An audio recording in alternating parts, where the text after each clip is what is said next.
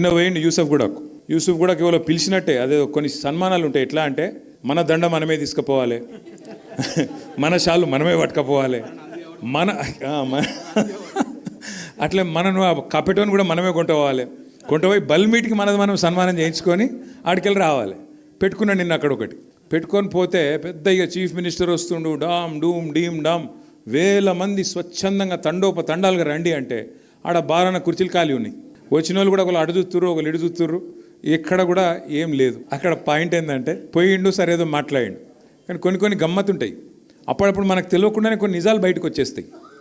రేవంత్ రెడ్డి గారు చాలా చెప్పిండు నిన్న, నేను అట్లా అని చెప్పి ఆఖరికి ఒక మాట అన్నాడు, నేను చెప్పిన ప్రతి మాట నిలబెట్టుకుంటాను, నేను చెప్తలేను, నేనేం దేవుని కాదు.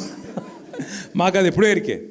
2 ఏళ్ళ కిందటే మొత్తం తెలంగాణ ప్రజలందరికీ అర్థమైపోయింది, నువ్వు ఏందో, నీ కథ ఏందో, నీ ఎత్తెంతో, నీ పొడవు ఎంతో అన్నీ తెలిసిపోయినాయి. ఇప్పుడు ఎవడు నమ్మేటోడు కూడా మార్కెట్లో లేడు.